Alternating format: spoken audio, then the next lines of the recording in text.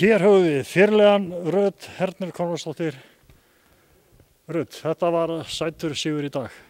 Já, það er mjög gott að byrja deildina svona, en við ætluðum okkur sigur og við stóðum það. Segðu mér eitt, að þurfti í tvígang að stoppa leik út af þér. Hvað var í gangi og hvað er í gangi? Einhverju vilja meina að þetta sé aldurinn, ég er ekki alveg sammála. Ég er bara búin að vera líka í flensu og lítið búin að æfa síðustu vikuna og þetta eru bara krampar í kálfanum, það var nú ekki alveg en það.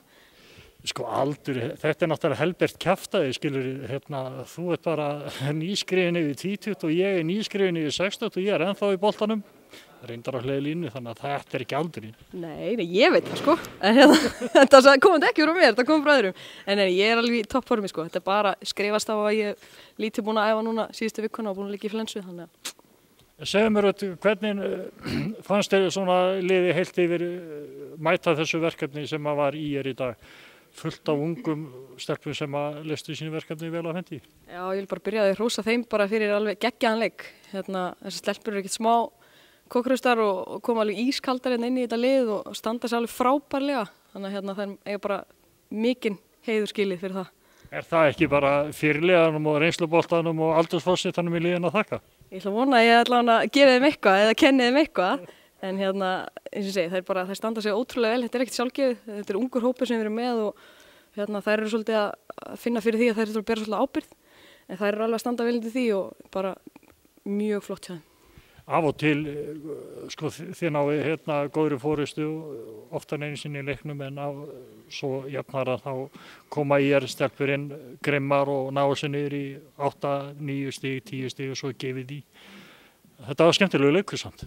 Já, þetta var svo sem alveg viðbúið. Við vissum það að í liði, þetta er mikið reynsla í þessu liði líka og við vissum það að ef þær myndu lenda eitthvað undir þá myndu þær bara gefa í til þess að komast inn í leikinn aftur og þær gerðu það. Sem betur fyrir þá stóðustu áhlaupi og það eru bara þessar ungu stelpur sem eru alveg bara með sjálfstrausti í botni. Þannig að við náðum að standa þetta á okkur. Gaman að sjá þær höndla í álagið. Já, mjög gott, eins og segi, þetta gefur bara mjög góð fyrirheit veturinn og þessi leikur er bara svona, eins og þetta er það sem við vildum sýna, þannig að ég er bara mjög ánægð. Hérna fengum við fullt af áhorfendum sem voru bara mjög flottir í kvöld, í dag, studdu vel við baki á okkur. Þetta er heimavöllurinn ykkar í vetur íþróttavöllin. Hvernig leggst það í því, bara að vera fluttur úr síðuskóla og hingað?